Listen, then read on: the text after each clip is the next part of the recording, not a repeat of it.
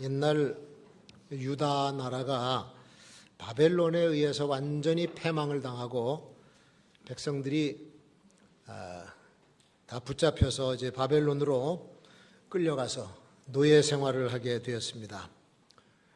그게 하루 이틀도 아니고 70년 동안 하나님께서 계획을 하신 건데, 백성들이 고국을 떠나고 성도 다 무너지고 돌아갈 고국이 없어졌어요.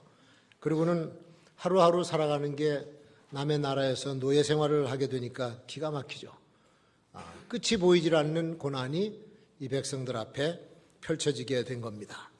그러니까 이 백성들이 다 이제 숙명론에 빠져버렸습니다. 우리 돌아갈 고국도 없고 여기서 그냥 이렇게 살다가 죽어야 되는구나. 그래서 수금을 그발강가에 있는 버드나무에 걸어놓고 예루살렘을 쪽을 바라보면서 서럽게 울고 또 울고 그 이튿날 와서 또 울고, 희망이 사라지고 절망이 계속되니까 이 숙명론에 빠지게 된 거예요. 이제는 끝났다. 아무리 노력해도 필요가 없구나. 이게 이제 사람들을 파멸로 이끌어가는 또 하나의 조건이기도 합니다. 숙명론, 페탈리즘, 이거는 우리가 그리스도인이 가져서는 안 될 사상입니다. 우리는 하나님의 섭리를 바라볼 줄 알아야 돼요. 그 절망 속에서 하나님께서 에스겔에게 음성을 들려주시고 비전을 보여주시는데, 그게 에스겔서 1장에 나옵니다. 하나님이 가지고 계셨던 뜻은 여기서 영원토록 바벨론에서 노예 생활하라고 하는 것이 아니라 70년만 고생하면은 다시 돌려보내겠다는 하나님의 계획이었었죠. 그래서 바벨론을 들어서 이스라엘의 범죄를 야단치시고 그 다음엔 바벨론을 멸망을 시킵니다. 페르시아 제국에게 멸망을 당하게 되는데, 페르시아 제국의 첫 왕인 고레스가 바벨론을 점령하자마자 이스라엘 백성들을 다 돌려보내요. 그리고 돌아가서 하나님의 성전을 지어라. 그 하나님이 나에게 이 나라를 주셨다. 그러면서 그동안 고생했던 이 유다 백성들을 다 돌려보내는 겁니다. 그렇게 역사를 섭리하고 멸망시킬 나라를 멸망시키고 세울 나라를 세운 것이, 그것을 우리는 하나님의 섭리라 그러는 거예요. 섭리, 프라비던스라 그럽니다. 섭리라고 하는 뜻을 굳이 설명하자면, 인간이 모르는 일을 마음에 두고 다스리시는 하나님의 운행과 그가 하시는 일이다. 그게 섭리예요.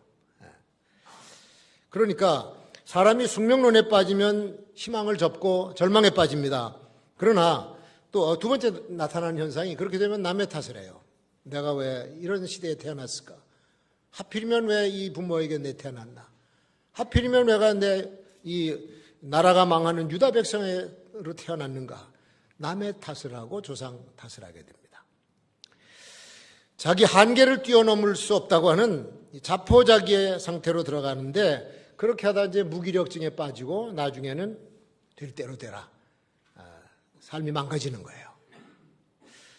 절대로 하나님의 백성은 이런 식으로 살아가면은 안 되는 것이죠. 힘들더라도 우리는 그 가운데서 하나님이 나를 향한 계획이 있으시고 섭리 속에서 우리가 살아가고 있다고 하는 그 믿음을 갖고 있을 때 우리는 희망을 되찾을 수가 있게 되는 줄로 믿습니다. 그래서 이 숙명론적인 시각을 하나님의 섭리로 바꿔보는 그런 자세가 바로 신앙인의 자세죠. 그릇은 기우는 대로 쏟아집니다. 동쪽으로 기울면 그쪽으로 쏟아지고, 서쪽으로 기울면 그쪽으로 쏟아지고, 숙명론 쪽으로 기울어대면 인생은 그 방향으로 가게 돼 있어요. 그러나 하나님의 섭리를 신뢰하는 쪽으로 기울이면 모든 것이 하나님의 섭리로 보이는 줄로 믿습니다. 시계 소리가 어떻게 나죠? 똑딱똑딱, 똑딱똑딱. 우리는 똑딱똑딱이에요. 근데 서양 사람들은 소리가 약간 달라. 틱톡 틱톡. 돼지는 어떻게 울어요? 꿀꿀거리고 옵니다. 근데 이 사람들은 오잉크 오잉크예요.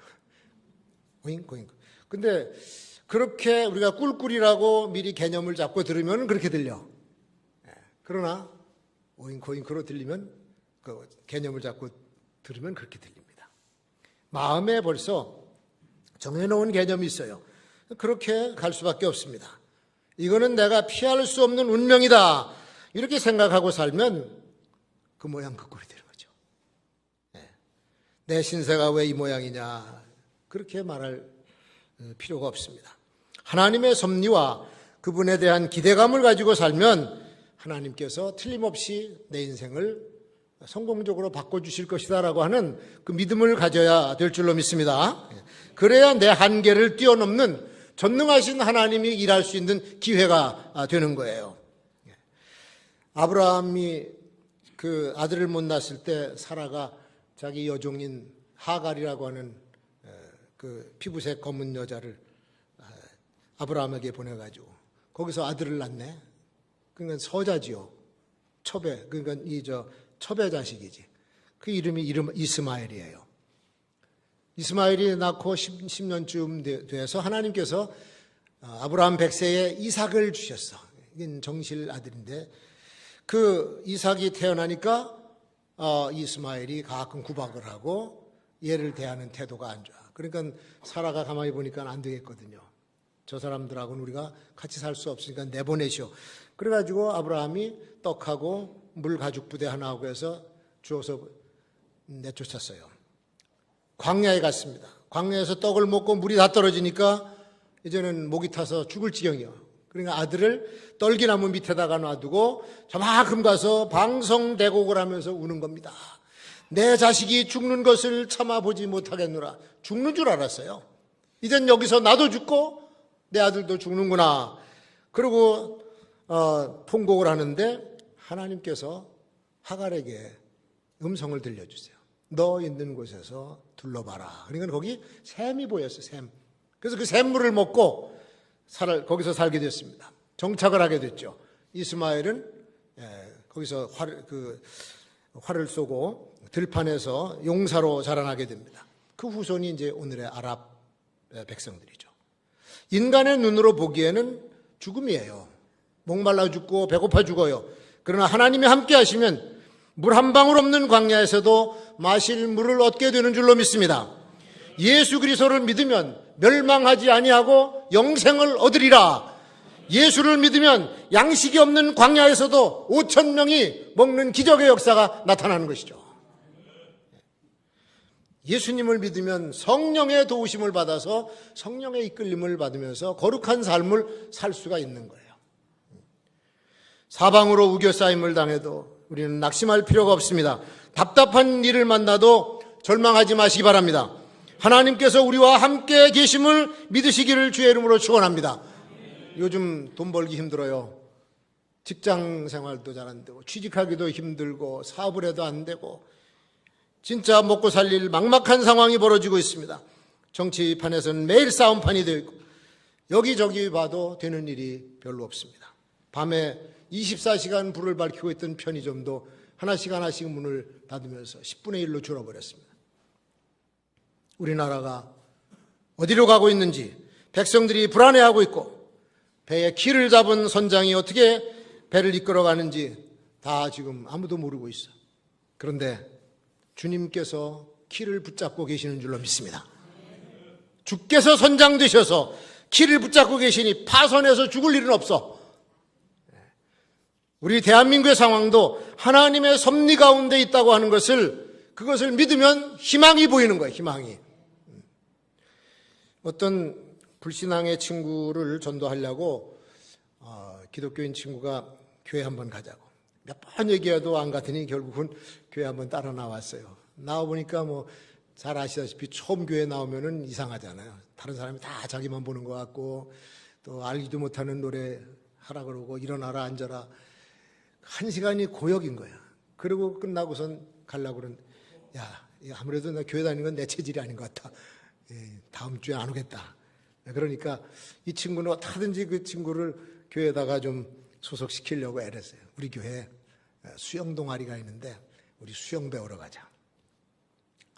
그게 또 아니 수영장에도 안 갈 사람이 뭐하러 수영을 배우러 가나. 그래도 친구가 자꾸 가자고 하니까 예배당에 앉는 것보다 나을 것 같아서 이제 가서 수영을 배웠어요. 한 3, 4개월 배우고 그리고 이게 무슨 필요가 있을까 그러고 배웠는데 그해 여름에 다른 친구들하고 고기를 잡으러 바다 이제 그 조그만 배를 타고 나갔는데 이게 바람이 세가지고 배가 훌렁 뒤집혀 버렸습니다. 2명이 익사하고 자기 친구하고 이 사람만 살았어. 수영을 배웠기 때문에 간신히 수영을 해서 살게 된 거예요. 그때서야 이 친구가 하나님께서 수영을 배우라고 인도하신 것도 나 살리려고 하신 것이구나 하나씩 깨닫게 되는 거예요. 하나씩. 제가 젊었을 때 38사단에서 있을 때인데 쌀이를 베러 갔잖아요. 전에 내가 얘기했나 봐요. 쌀이를 베러 치악산으로 갔습니다. 군 트럭에 타고서 몇 명이 가서 부지런히 쌀이를 베서 그거를 겨울에 빗자루 매가지고 눈 쓰려고 만들러 갔는데 아주 이 호로 씌운 차에 거의 가득 채웠습니다. 그리고 거기 여러 명이 들어놓아가지고 이제 푹신하니까 그러고 이제 산을 내려오는데 이게 내려오다가 덜컹덜컹 하다가 기울더라고 이렇게 기울. 그러더니 진짜 기울어. 180도 돌아버렸어요. 밑에 깔려버렸어. 그런데 그 쌀이 더미가 그래도 이게 총상자나 이랬으면 우리는 납작하게 죽었을 텐데 쌀이 더미기 때문에 눌리긴 해도 다시 돌아가면서 나중엔 완전히 한 바퀴 돌아서 제대로 섰어요. 제대로 섰는데 또 굴르려고 그러더라고. 이렇게 또 한 번 굴르려고 이렇게 가다가 도로 섰어. 그래서 제가 우리 이제 거기 탄 사람과 같이 내려보니까 이게 다 찌그러졌어요. 이렇게. 그리고 그 바퀴 선자에서 이렇게 보니까는 한 요만큼 30cm, 40cm 되는 거 남겨놓고 바퀴 자국이 박히면서 그 밑에는 벼랑이야. 그러니 그때 거기서 조금만 각도가 넘어가서 굴렀으면은 오늘 여러분하고 못 보는 거죠. 야, 그러고 그 차를 다시 타고 간신히 뒤로 해서 이제 내려오는데 하염없이 눈물이 나와. 사람이 죽음 앞에 싹 서니까 이 생명이라고 하는 의미가 달라지더라고요. 내가 사는 의미가 달라지는 거예요. 그래서 우리는 하나님께서 우리를 인도하셔서 여기 금곡교회 오늘 예배 자리에 앉혀주신 것은 여러분이 원해서 온 것이 아니에요. 하나님께서 인도하시고 섭리하셔서 주의 백성으로 예배드리러 이 자리에 나온 줄로 믿습니다. 보통 자리가 아니라는 얘기죠. 우리가 얻은 이 지위가 보통 지위가 아니에요. 우리가 세상에서의 삶을 끝내고 주님의 나라에 들어갈 때야 이 엄청난 사건을 그제서야 몸으로 느끼게 될 줄로 믿습니다. 섭리, 하나님의 섭리 가운데 오늘 우리가 살고 있고 여기까지 온 거죠. 그러니까 매사에 하나님의 뜻과 하나님의 섭리가 담겨 있다고 하는 것을 믿으시기 바랍니다. 세상에는 의미 없는 일이 없어요. 의미 없는 사건도 없고 의미 없는 인생도 없습니다. 우리는 하나님의 형상을 가지고 세상을 살아가. 그래서 하나님께서 나를 창조하신 대로 사는 거예요. 재능을 주셨으면 그 재능에 따라 사는 것이고, 여건을 만들어주시면 그 여건 속에서 사는 것이고, 상황이 어쨌든 그 상황 속에서 살아가는 줄로 믿습니다. 그래서 생긴 대로, 던져진 대로 사는 거예요. 하나님의 자녀들처럼 그리스도인들은 살아야 돼. 왜? 그리스도인을 만들어주셨기 때문에. 아무리 노력해도 힘이 꼬이기만 하는 사람이 있습니다. 시험을 보면 낙방하고 돈을 투자하면 손해보고 그저 세상이 순조롭게 가는 일이 없어요. 그래서 어떤 사람들은 내가 하는 일은 하는 것보다 안 되니까 기대한 거꾸로 살자. 마늘을 심었더니 그냥 그의 마늘이 너무 많이 재배가 돼가지고 마늘값이 폭락을 하고 이걸 캐서 출하하는데 돈이 맞질 않으니까 갈아엎어 버리잖아. 그 다음에 또 양파를 심었지. 그러니까 양파값이 또 그냥 똥값이 돼버리는 거예요. 너무 많이 재배해가지고. 하여튼 별 이상한 일, 안 되는 일 많아요. 치킨집 개업하니까 조류독감이 유행됐다고 해서 닭을 안 사 먹고, 모처럼 아파트 하나 사서 융자 받아서 사놓고선 처리하려고 그러는데 먼저 있는 집은 안 팔리고 이율은 올라가고 죽을 지경이죠. 우리 사는 세상이 그렇지 않습니까? 그러니까 심지어 어떤 이들은 정부가 장려하는 일은 반대로만 하면 된다, 그렇게 얘기하는 사람들도 없지 않아 있어요. 성경에 범사에 형통하리라라고 하는 말씀이 있는데 하나님을 경외하면 섬기면서 살면은 형통한다 그러는데 형통이 도대체 무슨 의미냐? 다윗은 어렸을 때 자기 형들 다 제끼고 사무엘 선지자가 자기에게 기름을 부었습니다. 기름을 부었다고 하는 것은 너는 왕이 될 것이다. 그런 사인인데 이게 자라나면서 왕이 되기는커녕 왕과 군사들이 자기를 죽이려고 밤낮으로 쫓아다니는 거예요.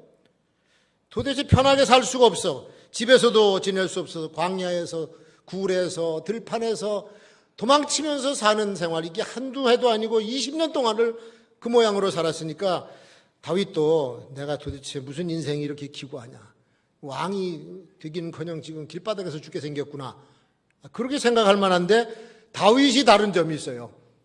그 도망다니면서도 하나님의 섭리를, 하나님의 뜻을 깨닫고 주님만을 의지합니다. 끝까지 의지합니다. 그리고는 결국은 나중에 약속대로 통일왕국의 제왕이 되잖아요. 그러니까 지금까지의 고생스러운 수십 년은 하나님께서 가지고 계셨던 섭리요 계획이었던 거죠. 사람들이 당한 그런 상황들이 도저히 살 희망이 없는 죽음의 상황 같다 할지라도 하나님께서는 그 가운데서 섭리로 역사하시고 그리고 하나님의 백성들을 형통한 길로 인도하시는 줄로 믿습니다. 모든 것이 합력해서 뭘 이뤄요? 선을 이루는, 선을. 그래서 우리는 매사에 하나님의 섭리를 이해를 해야 되고 거기 하나님의 교훈이 다 담겨 있어요. 어떤 랍비가 자녀들을 교육할 때 들려주는 이야기가 있는데 두 아들을 둔 아버지가 아들들을 데리고 이제 밖에 시장에 나가려는 거예요. 야, 아들들아, 우리 시장 가자. 그러니까 큰 녀석은 제가 바쁜 일이어서 못 나갑니다. 작은 녀석이 따라 나섰어. 작은 애가 따라 나섰는데 시장에 가서 신발 하나 하고 옷을 하나 사준 거예요. 그 하나 얻어 신고 돌아왔는데 한 달 뒤에 학교에서 학예회를 하게 됐습니다. 선생님이 하신 말씀이 학교에 나오려면 새 신발 신고 새 옷을 입고 나와라. 그 집에 가서 자기가 아버지가 사준 옷하고 신발을 신고 가서 학교에 나가가지고 부지런히 연습해가지고 잘했어요. 그래서 박수갈채를 받고 상까지 받아. 그 박수갈채 받는 그 자리에 형이 앉아 있으면서 그냥 저쪽에 잔뜩 삐져가지고 눈물을 닦고 있는 형. 그 얘기를 랍비가 해주는 거예요. 하나님의 말씀을 듣고 순종하면 박수갈채를 받지만 하나님의 말씀을 어기고 거역하면은 남이 박수갈채 받을 때 그는 통곡을 하고 올 수가 있다. 이스라엘 백성들에게 똑같은 교훈이 적용이 됐습니다. 그렇게 말을 안 들어먹고 선지자들을 보낼 때마다 잡아 죽이고 우상을 섬기고 이방신을 따르더니 결국은 나라가 패망을 해요. 왕이 두 눈이 뽑히고 그 눈 뽑히기 전에 왕자들을 눈앞에서 죽여요. 자기 아들들을 다 눈앞에서 죽이고 그때 눈을 빼버려. 그러니까 마지막 잔상이 뭡니까? 아들이 비참하게 죽어가는, 그게 평생 눈에서 떨어지지 않고 고통을 당하다 죽는 거예요. 그러니까 하나님의 말씀은 순종하면 축복이고 거역하면 저주가 된다라고 하는 그런 교훈을 랍비가 이런 스토리를 통해서 가르쳐 주는 거죠. 자, 하나님은 당신의 백성들의 걸음을 언제나 인도해 주시는 분이신 줄로 믿습니다. 이런 말이 있어요. 걸음은 걷는 사람에게 있는 것이 아니라 인도하는 사람에게 있다. 자, 걸을 줄 안다고 다 제대로 된 길을 가는 게 아닙니다. 아이들이 걸음마를 배우고 뛰어다닐 때가 되면요, 아무데나 뛰어요. 아무데나 걷고 지궁창이고 뭐 없어요. 막 차가 쌩쌩 다니는 도로로 막 달려들고, 이거 엄마 아빠가 얘들 컨트롤 안 하면은 그냥 죽을 수밖에 없는 그런 상황. 걷는다고 다 걷는 게 아니거든. 인도자가 있어야 되는 거예요. 인도자가 있어야 제대로 된 안전한 길을 걸을 수가 있고, 인도자가 있어야 성공의 길을 걸을 수가 있고, 인도자가 있어야 생명의 길을 걸을 수가 있는 줄로 믿습니다. 그래서 안내자가 필요해. 길을 몰라서 방황하는 사람들에게 예수님께서는 내가 길이라 그래서 내가 길이요. 진리를 몰라서 방황하는 사람들, 그런 사람들을 향해서 내가 곧 진리요, 길이요, 진리요. 요즘에 사람들이 말이죠, 잘못된 길을 가면서도 다 제대로 된 길을 가는 줄 알아. 죽는 길을 가면서도 사는 길인 줄 알아. 망하는 길을 가면서도 그게 성공하는 길인 줄 알아. 그러니까 길을 제대로 못 가면서 자기가 가는 길이 옳다고 고집을 부리고, 많은 사람들이 잘못된 길이라고 하는데도 고집을 부리고 가요. 그러면 그걸 가리켜서 우리는 진짜 환장하겠네. 우리 한번 따라해 봅시다. 참 환장하겠네. 참 환장할 일 많아. 로마서 8장 30절에 보면요, 하나님이 미리 정하신 그들을 또한 부르시고, 예정하신 사람을 부르시고, 부르신 그들을 의롭다 해주시고, 의롭다 하신 그들을 영화롭게 하셨느니라. 처음부터 하나님이 하신 거야. 택하신 분도 하나님, 부르신 분도 하나님, 그를 의롭게 만들어주신 분도 하나님, 영화롭게 만들어주신 분도 하나님. 그러니 주님의 섭리 가운데 다 있는 거예요. 주님의 계획 가운데. 인간이 구원받는 모든 과정이 하나님의 뜻에 있다고 하는 것을 알아야 됩니다. 이렇게 흉악한 죄인이 어떻게 하나님의 자녀가 되어서 천국의 유업을 얻을 수가 있을까?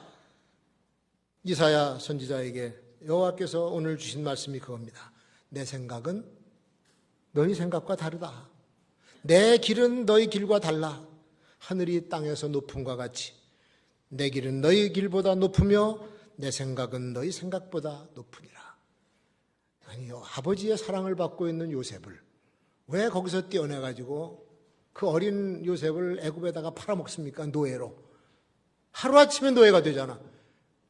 그러니까 사람의 뜻으로 보면은 그 아이는 아버지의 사랑을 받고 그 집안에서 장년이 되어서 그 집안을 이끌어가야 될 아들이 되어야 되는 거예요. 근데 하나님께서는 생각이 달랐어. 얘를 노예로 집어넣더니 감옥에까지 쳐넣어서 13년 동안을 아주 그 고생을 시키고 그 꽃다운 청춘의 때를 전부 감옥 속에서 지내. 근데 하나님의 뜻은 뭡니까? 얘를 애굽의 총리 대신 그 당시에 최대 강국의 제2인자를 만들기 위한 하나님의 계획이었던 거예요. 그러니까 하나님의 생각은 우리 생각보다 훨씬 다른 거예요. 이거를 깨닫지 못하니까 자기 인생 자기가 주관하려고 그러고, 자기가 똑똑한 줄 알고 자기 인생을 설계하고 운영해 나가려고 그러고, 심지어는 자기 자녀들의 인생까지도 다 컨트롤 하고 주물럭거리고 억지로 하려고 그러니까 얘들이 망가지는 거죠. 하나님께 맡기고 하나님께서 그분의 뜻을 가지고 운영하시면 우리가 생각하는 것보다 훨씬 더 멋있는 인생을 만들어 주실 줄로 믿습니다. 시편 139편 1절에 여호와여 주께서 나를 감찰하시고 아셨나이다.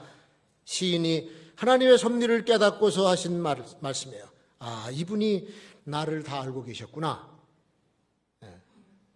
내가 앉고 서는 것도 알고 계셨고, 내가 울고 슬퍼하는 일도 다 알고 계셨고, 내가 속상하고 아파하는 일도 다 알고 계셨구나. 다른 사람들에게 당하고 서러워하면서 속상해하던 그 모든 일을 하나님께서 모르는 게 없었구나. 그렇게 고백하는 거예요. 심지어는 자기 성격도 아시고 내 장점과 단점을 다 알고 계시고 앞으로 내가 무엇을 해야 될 것까지도, 이루어야 될 일까지도 다 알고 계시는 하나님, 그분이 전지하신 하나님, 전능하신 하나님이신 줄로 믿습니다. 그가 나를 아시는데 내가 초조하고 걱정할 필요가 뭐가 있느냐, 그런 얘기죠. 하나님이 하시고자 하면 누가 그걸 막겠어요? 하나님께서 막으시면 어떻게 하겠습니까? 열면 닫을 자가 없고 닫으면 열 자가 없는 분이라고 그랬습니다. 한 나라의 흥망성쇠도 주관하시는 분이 하나님이셔. 그가 우리의 미래를 인도해 주실 줄로 믿습니다. 아브라함을 하나님께서 부르실 때 거기 창세기에 보면은 너는 본토 친척 아비집을 떠나라. 어디로 가냐고? 내가 알려줄 테니까 지금 떠나.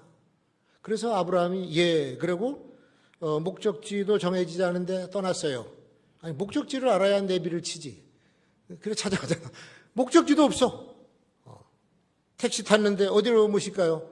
출발하세요. 어떤 특수임무를 맡은 공작원들에게 임무도 안 줍니다. 어디? 저 우체국 옆에 전화박스에 가. 알려줄게. 거기 가야 알아. 그러니까 아브라함에게 내리신 하나님의 명령은 아무것도 안 가르쳐주고 그냥 떠나. 예, 그러고 떠났어요. 떠났는데 나중에 어마어마한 축복을 받습니다. 그걸 히브리서 기자가 히브리서 11장 8절에 이렇게 말씀하고 있어요. 믿음으로 아브라함은 부름을 받았을 때 순종하였다. 장래 기업으로 받을 땅에 나갈새 갈 바를 알지 못하고 나갔으며, 이렇게 합니다. 갈 바를 알지 못하고 나갔으며. 가는 길이 알려주면 얼마나 좋겠어요. 갈 바를 알지 못하고 따라 나섰어. 그게 믿음이에요. 그래서 아브라함이 믿음의 조상이 된 것이고 하나님의 어마어마한 축복을 받게 된 줄로 믿습니다. 가는 길이 왜 이렇게 막히냐? 시간은 자꾸 흘러가는데 내가 계획한 약속 시간 이거 다 지나고 큰일 났다. 근데 시간 다 지나고 나니까 그제서야 길이 열리고 버스가 오고 차가 와. 이미 약속도 늦어버렸어. 근데 가다 보니까 앞에 가던 차가 사고가 나서 사람이 많이 죽었네. 살리시려고 하는 거야, 살리시려고. 이런 일들이 우리 삶 속에 많이 일어납니다. 하나님의 인도하심을 받아야 될 줄로 믿습니다. 구레네 사람 시몬이 6월절 절기에 한번 오려고 에티오피아에서 예루살렘까지 와가지고 절기를 지키는데 소문이 들려요. 그 예수라고 하는 사람이 지금 십자가에 달리러 돌아가는데, 사형받으러 가는데 그 사람들이 다 글리 몰려가더라. 그래서 이제 따라갔어요. 갔는데 진짜 자기 눈앞에서 예수라고 하는 분이 십자가를 메고 가다가 쓰러지고 십자가는 내동댕이 쳐졌네. 그러니까 거기 로마 군인이 있다가 야, 너 저 검은 놈 나와. 그래서 구레네 시몬이 등치가 크고 힘이 좋아 보니까 구레네 시몬이 그걸 맸어요. 그리고는 따라 올라가. 예수님은 걸어가고 그 뒤에서 이걸 끌고 가면서 이거 재수 온 못하자 뭐야 도대체 내가 사형수 십자가를 대신 미고 가야 돼? 이렇게 생각할 수가 있는데 나중에 성경에 보니까 이 이름이 인류 역사의 길이 남을 이름이 된 거예요. 구레네 사람 시몬. 그리고 로마서 16장 13절에 보면 그의 아들 루포가 나옵니다. 그리고 그의 어머니는 바울 사도가 그 어머니는 내 어머니라. 신앙의 가정이 된 거예요. 예수 그리스도의 제자의 가정이 된 거예요. 이걸 누가 알았겠어? 그 자리에 가서 예수님의 십자가를 대신 졌던 예수님의 제자예요. 이런 역사들이 일어나요. 그러니까 하나님의 인도하심을 받아야 제자도 될 수 있는 줄로 믿습니다. 얘기만 하나 더 하고 마치겠는데 우리 미국의 뉴욕에 H교회가 있었어요. 근데 그 교회가 어느 날 불이 나요. 근데 아무리 봐도 방화 같아. 건물이 다 전소가 됐어. 그래서 그 지역의 사람들이 저 교회는 기도가 부족한 모양이다. 교회가 몽땅 불타버렸네. 그러고는 입방아를 찌는 겁니다. 근데 교인들은 아니야. 그 교회 교인들은 이 하나님의 뜻이겠지 모여서 기도하기 시작했습니다. 안 나오던 사람들까지 와서 기도를 하는 거야. 그러더니 거기서 기도하고 하는 얘기가 교회당이 너무 좁고 작으니까 더 많이 전도하라고 또 더 많이 선교하라고 하시는 하나님의 뜻인 모양이다. 그리고 열심으로 기도하고 최선을 다해서 헌금하기 시작하고 잘 안 된다고 했던 화재보험까지 나왔습니다. 이 소문이 미국에 이렇게 한인교회 사회로 이제 번져나가기 시작하니까 여기저기서 크고 작은 헌금들이 답지하기 시작한 거죠.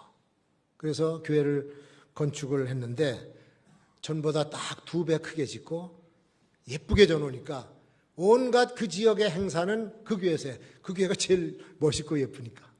그제서야 그 교인들이 불난 하나님의 뜻을 알게 돼요. 화재가 난 하나님의 뜻을 깨닫게 된 거예요. 사람이 모르게 일하시는 하나님의 기적 같은 역사, 이것이 섭리인 줄로 믿습니다. 우리가 세상살이를 팔자소관이라고 생각하면 안 됩니다. 난 하는 일마다 안 되는 거 보니까 성공할 가능성이 아예 없는 사람이야. 원래 태어나기를 그렇게 태어났고 이거는 내 운명이야. 그렇게 얘기하지 말라 그런 얘기예요. 우리가 모르는 하나님의 섭리가 내 개인을 이끌어가고 계시고 우리의 가정을 이끌어가고 계시고 우리 금곡교회를 이끌어가고 계시고 우리나라 대한민국을 그분이 섭리에 의해서 이끌어 가시는 줄로 믿습니다. 그래서 그 믿음 가지고 소망을 품으시기를 주의 이름으로 축원합니다.